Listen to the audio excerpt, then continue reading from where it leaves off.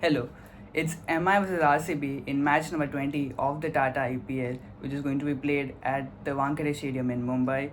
And what a clash! I mean, MI, RCB, such huge teams have such huge fan bases, rich fan bases, such long history, and the players associated between these two teams, I don't need to name them, and these are the reasons that I am so excited for this clash. As I said, two teams with such popular names, and there's huge interest among the people as well and among the fans of both the teams. So yeah, as I said, the match is going to be played in the Wankhede Stadium in MI's home ground, and I'll start with MI specifically talking about their team, and then follow it up with RCB's team and what it might look like. So yeah, starting with MI. This is the second home game at Wankhede, and they're coming off a loss against LSG. A close loss. I think they lost by around 12 runs, chasing a target of 200. And I think they narrowly lost that game. They would have won. They would like to win that game, and possibly think that lost out on a pretty good opportunity on an away win. But nevertheless, coming back to their home ground, they'll feel pretty satisfied. Big news, Jasprit Bumrah is coming back into their 11, and he's available for selection, and he will play the game as well. I mean, such a huge news for Mumbai fans and sorry, for the team in general, that a player like Jasprit Bumrah is coming back, and he will straight away play the game as well. So I'll start with the opening and then go on about the positions as well. I'll start, I think, with Ryan Rickelton is the opener currently, and I think Rohit Sharma will make a comeback because he missed out on the last game because of a knee injury. So I think he should come back. He batted in the nets on the eve of the game, so he will come back, and that might move Namandhir down in the batting order. He batted number 3 pretty well. He scored around 46, but then Will Jacks will bat at number 3. There might be changes as well, as Jayawardene has stated that he wants the batting order to be flexible, but let's see. I think at the moment Jacks is at number 3, then Surya Kumar at 4. He's been in good form. Could not finish the game in the last against Lucknow, but yeah, I think he looks in good touch and would love to bat on that Wankhede wicket. Then Tilak Verma, who unfortunately was retired out in the last game because he did not, he just couldn't bat that well. But yeah, I think he would love to make a contribution. Then Hardik Pandya at number 6, and they played Raj Bawa in place of Rohit Sharma, who did not get to contribute with the ball at the bat. So I mean, they had an option of going to somebody like KL Srijit, who is one of the players in the squad, but they opted for Raj Bawa. But I think Bawa won't play in this game unless as an impact player. But I think Vignesh Puttur is going to be that impact player as a spinner. So yeah, this is the batting. The lower middle order needs to. Overall, I think the batting needs to step up because there's been talks that MI's batting is so good. Rickelton, Jacks, then Surya Kumar Yadav, Tilak Verma. Tilak Verma hasn't just got a bit of a good start, but I think if they click, then it's looking pretty good. So they would want the batting to fire. Then the bowlers, Deepak Chahar, Mitchell Santner, Trent Bolt, and obviously Jasprit Bumrah, who comes back after an injury. And then Vignesh Puttur, as I said, will be the impact player. Now in this case, with Bumrah coming back, I think Ashwini Kumar would have to leave out.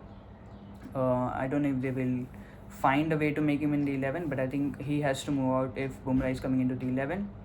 So yeah, this is the overall 11. As I said, 2 changes, Rohit and Bumrah, 2 of the experienced guys coming into the team, and it's a huge bonus. I think Bumrah is obviously coming back from an injury, but I think it's a huge bonus that he comes back into the team. Yeah, so that is their overall team.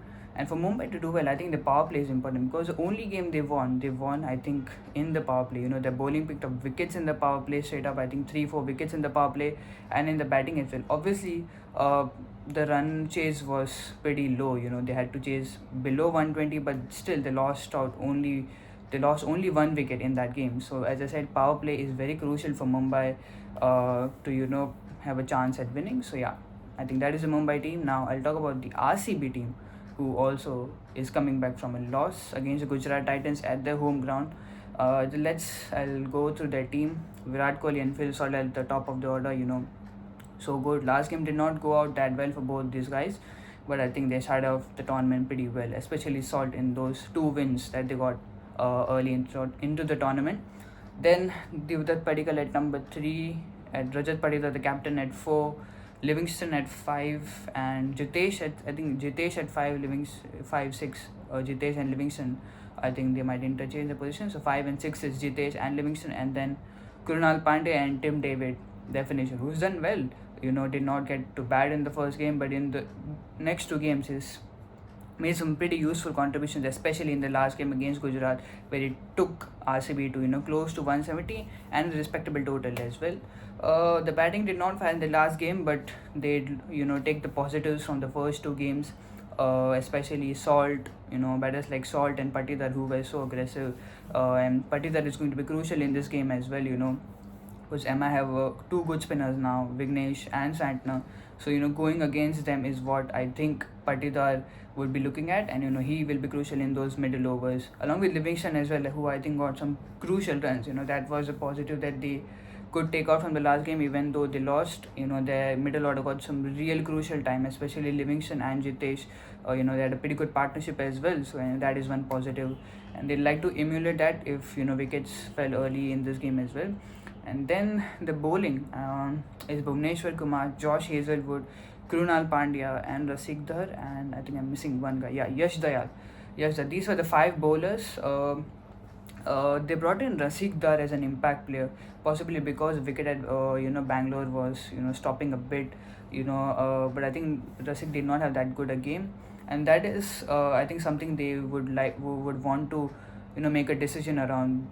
Do they need an extra spinner? I feel so, yes, they need an extra spinner in that 11, because you need a all-out wicket-taking spinner in your playing 11, because Krunal, yes, he can pick up wickets, but on wickets that are good for batting, I think he can at most contain runs as well. But I think Surya Sharma would be a pretty good option for them, because he's a leg spinner as well, attacking, and he bowled well in Chennai as well.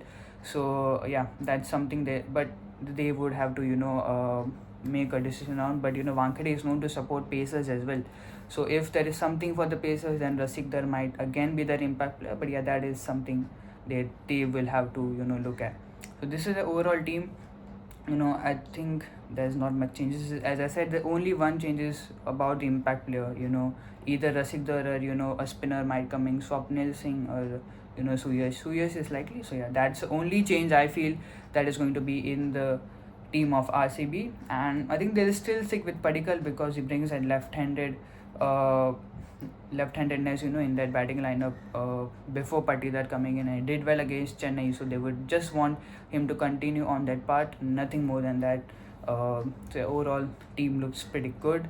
So yeah, these are both the teams. Both the teams look pretty good. If they play to their potential, then we hope that it's a good game, and it could be a cracker of a game as well. And talking about the conditions, obviously it's Wankhede, so teams like to chase, because there could be dew as well. The dew wasn't there, I think, in the Kolkata game, but even the target was a bit less. But in general, because of the shorter boundaries in Wankhede, teams love to chase. And even though the last 8 games, if you see here, batting first, teams that have batted first have won 4 games. So it's not entirely, you can say, teams chasing have been successful. But again, the major thing is because of the boundaries and the wicket at Wankhede being typically good for batting, that's the reason that teams go out for chasing, and it's not going to be any different for this game as well. Any captain who wins, either Hardik or Patidar, both are going to choose bowling, but let's see what goes about.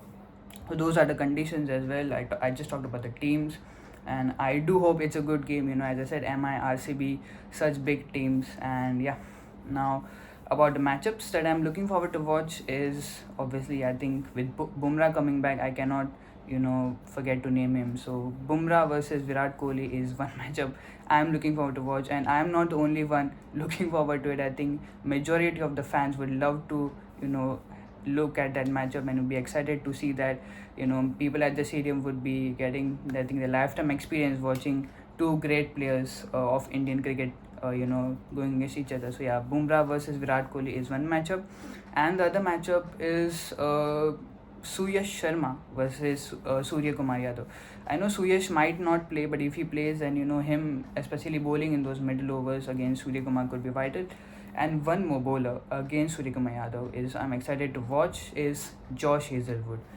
He's been so good for RCB. He is a more highest wicket taker, and Surya Kumar is the highest run scorer. So obviously two teams who had two players playing well for them. I think I'm pretty excited to see how both go out against each other. Surya Kumar can bowl that really good hard length and target, if he can target that hard length with pace of Surya Kumar likes to hit on the leg side or at the back at most of this time, that scoop shot. And with his variations that Hazelwood uses with that hard length, I think he might be crucial for RCB, and he can do both these players. Matchup between these players is going to be exciting to watch. So yeah, these were the matchups that I look forward to watch. And yeah, that is the overall preview of this game, guys. I am really excited. I hope it is a good game. I hope both the teams play out to the potential.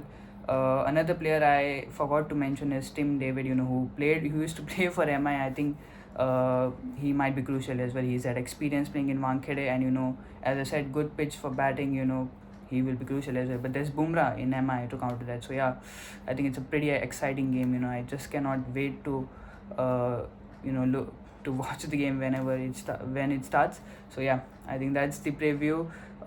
Do let me know how excited are you guys for this clash, and who are you supporting, or who do you think will come out on top, and any matchups that you would like to watch of both the teams. Yeah, that is it from my end for this video. I'll see you guys in the next video. Cheers.